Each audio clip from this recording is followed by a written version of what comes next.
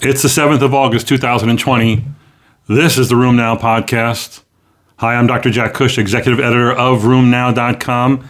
In this edition of the podcast, it's all about love. It's all about our great respect and admiration for our new rheumatology fellows and our fellows who are continuing.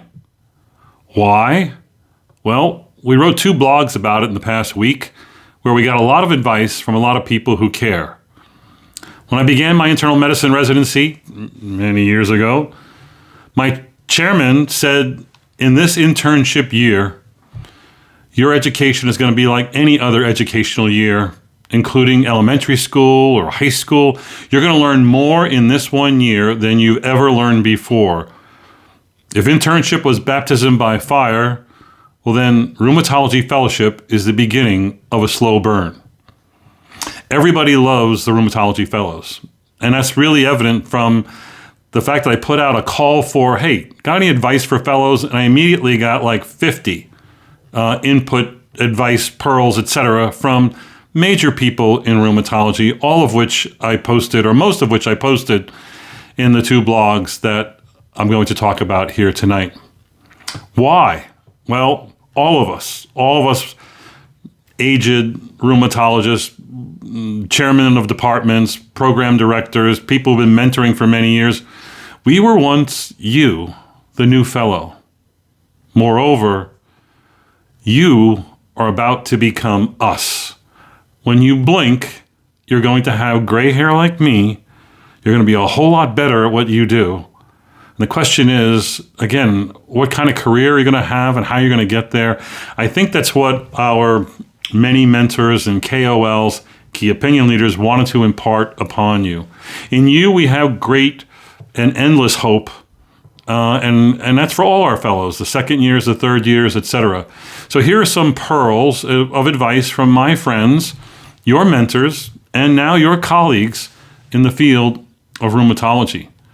Dr. Sterling West from the University of Colorado says, always be humble, keep learning, be an advocate for your patients, and don't get frustrated.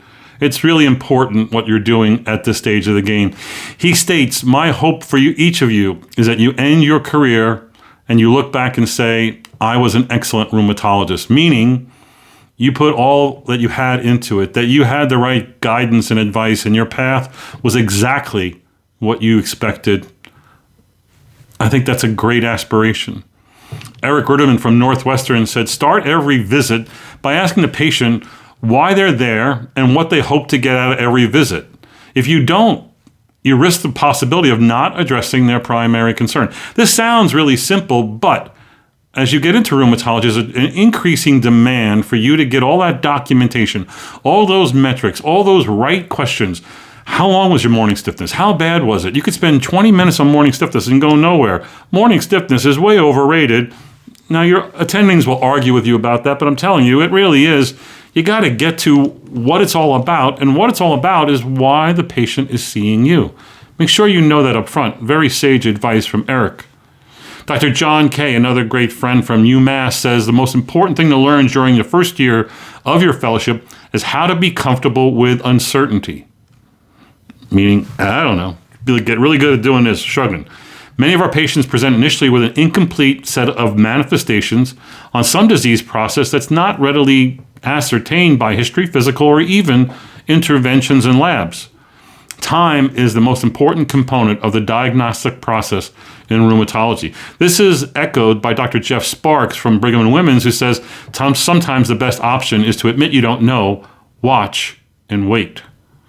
Dr. Steve Paget from Hospital for Special Surgery in New York City says, never treat a test, always treat the person.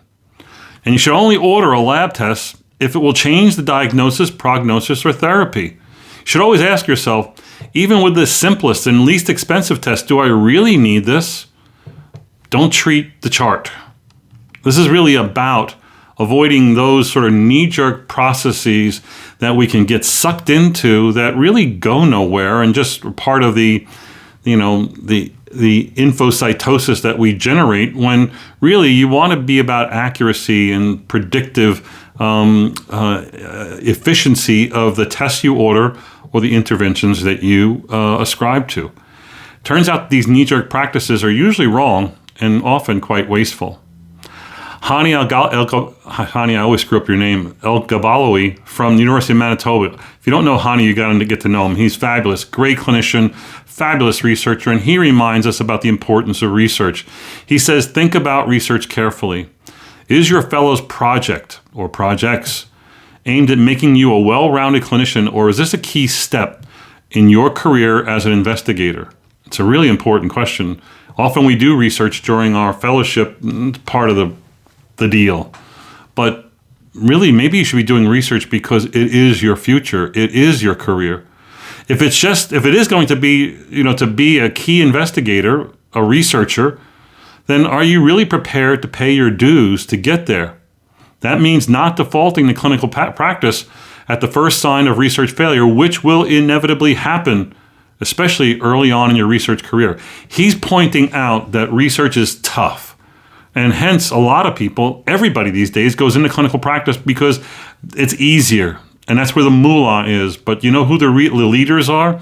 You know who we look up to? We look up to Hani El-Gabalawi and other researchers who spent their careers investigating the diseases we're supposed to know more and more about.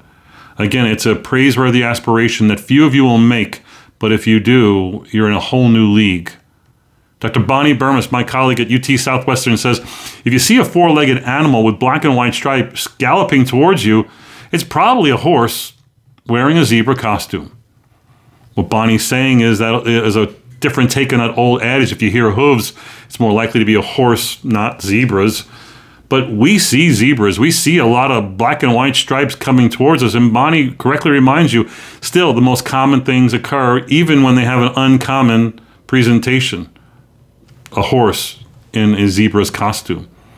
It is the art and science of the differential diagnosis that makes rheumatologists unique. Most docs, they put down it's rheumatoid or it's OA and they're done. You can probably recite, when you're good at what you're doing, 10 different causes as to why someone has an asymmetric oligoarticular synovitis that has been going on for 3 weeks. That's hard, but that's what a rheumatologist is all about. Dr. Mike Hollers from the University of Colorado says, learn today's state-of-the-art treatment, but always consider how we could improve that in the future. Rheumatology is an evolving discipline that is rapidly changing with new scientific methods and insights, which makes it ever exciting and ever challenging. Mike reminds us that rheumatology has a firm history, and it's our obligation to build upon that in the advances that we will create in the course of our careers. Dr. Artie Kavanaugh from UCSD says, you're in fellowship to learn. And now is a time to push those that are instructing you and teaching you, what's the deal? Always ask questions and never end with questions. You should almost be like that 5-year-old that will keep asking questions. Why that dose of prednisone? And push them to know not just the answer, but the source. Is this based on research or is this just your experience? Ask for the reference. Go to the classic article from the 1980s that everyone forgot about, but that you're going to know about. It's going to make you a much better clinician in the end. I'm going to end with a few Cushisms. These are things that I threw in there with some support of my friends. I keep saying this, but I can tell you I wasted too much of my career not recognizing that fibromyalgia underlies a lot of presentations. Meaning, think fibromyalgia first. I don't care what the presentation is because they never come in saying, I have a sleep disorder and I'm fatigued and I have these tender points. They don't. They come in with left ankle pain and swelling. They come in with weakness and inability to rise from a chair. They come in with, horrible, horrific low back pain. They come in with classic rheumatoid arthritis with the synovitis, symmetric polyarthritis, and fibromyalgia, significant secondary component to what they have.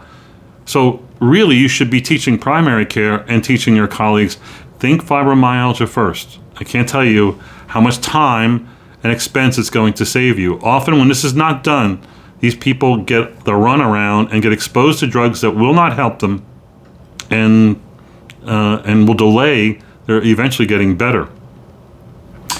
3 things that you should think about at every visit, especially when the visit's going badly, meaning that you don't connect with the patient, it's become an ugly visit, it's going in all the wrong direction, it's combative, it's negative, whatever.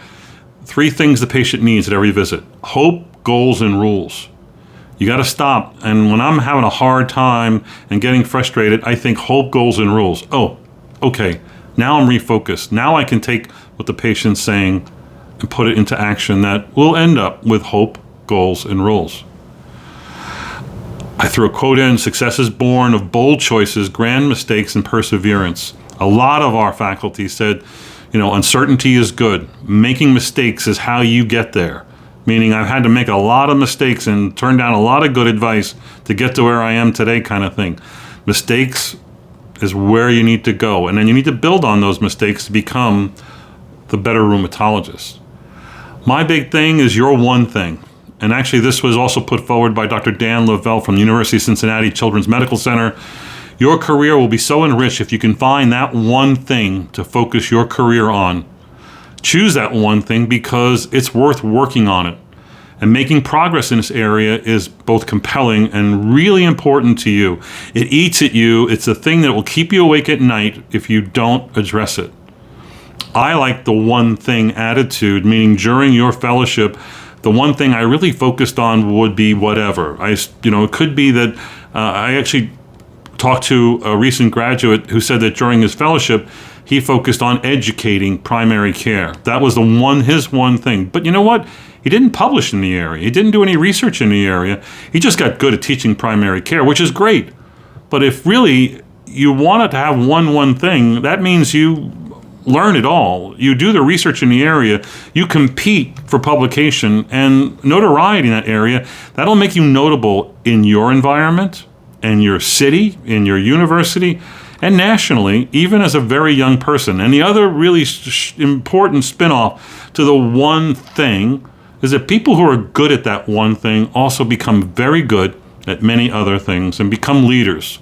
And we need leaders, we need teachers, we need researchers. I put forward the concept, no man does an island. I think that was a play or a song, I'm not sure. The point being that you need to quickly, in the start of your fellowship, bond with others, affiliate with your colleagues, partner, conspire, be part of a group that's got a mission, whether that's with your other fellows, other faculty, the division lead, other researchers. Again, you can work on projects together, you can write together, you can develop new research, you can write chapters. Again, it just doesn't end. There's power in numbers. And going along for the ride, even when you don't feel like you're the leader in this area, is a fun thing and a very rewarding thing. And ultimately, you'll be having people jump on your bandwagon as you go further and further into rheumatology.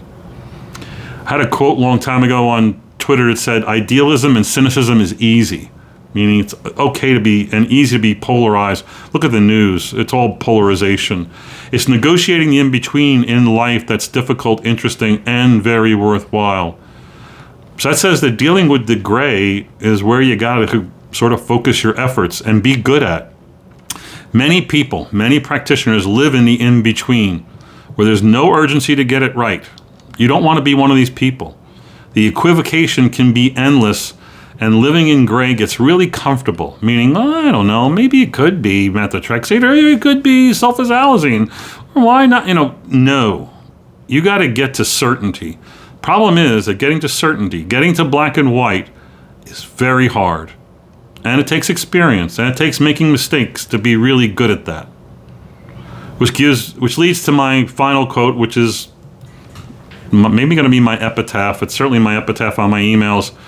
It's a quote from the movie League of Their Own, where the famous quote was, "There's no crying in baseball." And by the way, there is no crying, sobbing, or complaining in rheumatology.